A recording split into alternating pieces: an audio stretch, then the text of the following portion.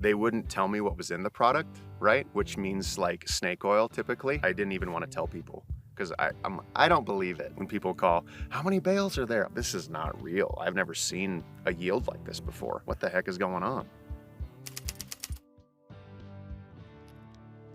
My name is Sam Armstrong. We farm here in north central Montana. I'm a 5th generation, whatever, descendant. I was running a computer business. My grandfather called and asked, he's like, well, I'm not asking you to, but I'm asking you to if you want.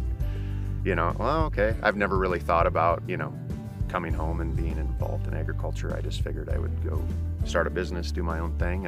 But I kind of looked at this as a business opportunity as well. One of the main pushes for our operation has mainly been innovation, right? I came on as a young man and not wanting to change things, but do things efficiently and try to get away from normal processes that I can see that are probably going to fail in the long run, and try different processes to see, what we can build, help build soil health, help have a sustainable ag lifestyle for generations to come. I mean, why wouldn't you try something different to see what could happen, And even in ag, like, it's ever evolving. It's always changing. I mean, you can do something year after year and think you're going to get the same result, but you're never going to get the same. It's like, that's the one, guarantee in ag, is that it's going to be different. Most of the time products work, but never a massive response. There's been lots of like salesmen touting, this will add X amount to your bottom line. This will add 5 bushels to the acre. You have all these guarantees and you throw, all these 5 bushels to the acre products at things, and like, you should be cutting like 400 bushel wheat, right? Like, I spent the money, why isn't it working? I think I saw a random ad, Trevor's beautiful face was there. It was so, it was just funny. No, it was like, cost savings is a huge part of it, right? Because like in organic production or in non-organic production, there's like, teas, and there's manures, and there's, mycorrhizal activity, and there's fungus, and there's all this stuff. It was something different. I actually almost turned away from the product because they wouldn't tell me what was in the product, right? Which means like snake oil typically. It's like, well, no farmer is going to take the time to create this thing. Why the heck are you guys even not telling me what's in it? This seems like BS, right? So finally, when someone said, oh, this is what it is, oh, okay, I'll give it a shot. The crop overall looked very similar coming up. Everything seemed like it was working well. I didn't see a whole lot of like change within that, but the volume within the bottom of the crop and just, typical height, it looked healthy. And then once we baled it, we were like, we can't even rake this. What the heck is going on? We had so many phone calls. It's because it's right on the highway. Everyone's like, gee, Sam, how many bales did you get off of that thing? I'm like, I don't know. I don't know. It's unreal. I was laughing. This is not real. I've never seen a yield like this before. It seemed really odd. It was a ton, 1.3 ton over normal. So typically irrigated Sainfoin will get a 3-ton production. We were like 4.4, 4.5. And I was laughing. I didn't even want to tell people because I don't believe it. I really don't believe it. So when people call, how many bales are there? I'm like, I don't know. I'm not going to count. And then I finally came out here and did a final count, and how? This is ridiculous. I can't believe that it's that much different. There's no other change within this ground that has been other than this product. So that, you take ground that you haven't applied any product on and you have that much of a response. I mean, if I would have came out here and put, my 300 pounds of typical fertilizer down that we normally would have done, I know what I'm going to get. I'm going to get 3 ton to the acre. That's what it's going to be.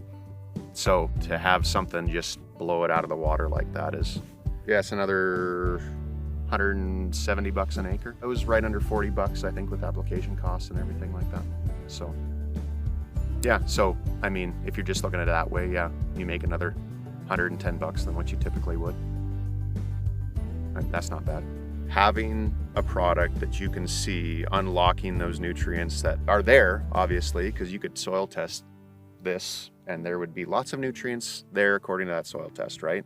But availability for any plant is always a process. We have really high calcium rates within this area as well. So we're always told, well, you have super high calcium, so that locks up your soil and your phos isn't available. And so, you know, that's why you have to put lots and lots of phosphorus down for that to be available. And, you know, like probably more than half of it gets tied up anyway. You know, this is the normal thing that we hear from fertilizer companies, right? And so to not apply any fertilizer and see a plant response like this is the most responsiveness we've gotten out of any year of Sainfoin from regrowth. After we take off our first cutting, we'll usually get about 4 more inches of water on this field. And we only got 1 inch of irrigation down here. And to have this amount of regrowth on 1 inch of water is, I mean, it's unheard of for this crop, because this is a slow moving crop, second cut. It was a dry year, and so we usually don't see much regrowth while we're, you know, raking, baling, that sort of thing. And the crop, within a few days of cutting, it was up and rolling again. Guys that have been in cattle production for a long time and looking at forage and hay, a lot of people were encouraged by the way the plants looked health-wise. I think the pastures stayed greener longer. The overall health of the soil looks great.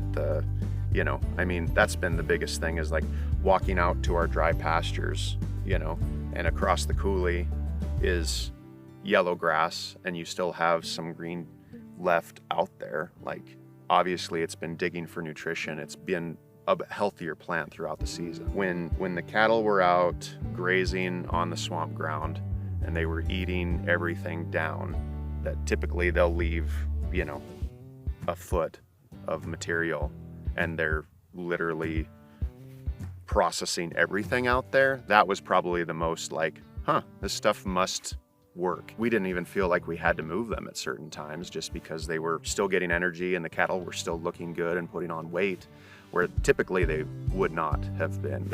We would have had to move them by then. So just monitoring, doctoring, that sort of thing, we just felt, well, shoot, they're still getting energy out of this ground. If you can gain a pasture that, you know, it's hard to come by. I mean, like, there's guys that, like, you know, truck their cattle all over Montana here, you know, hundreds of miles away to bring them home here in the winter. That does not sound like fun to me. So to be able to keep cattle here longer and not have to worry about paying somebody else or, you know, having pasture somewhere else, that would be probably very beneficial for guys. I mean, why doesn't that make sense? I have a friend that has a pivot that we were talking about farming out, destroying the crop. It was a mix of Sainfoin and alfalfa. He was just, you know, oh, 1 more year of it, and then we'll see what we're gonna do this fall, probably tear it out. And I said, hey, I got this stuff. I don't know if it's gonna work, but, you know, we should try it maybe. And he called me back and he's like, yeah, just do it. Just have him throw it on. And so, you know, you go from some ground that a crop that you're literally ready to tear out, hay production, and it literally produced the best that it ever has in its entire lifetime.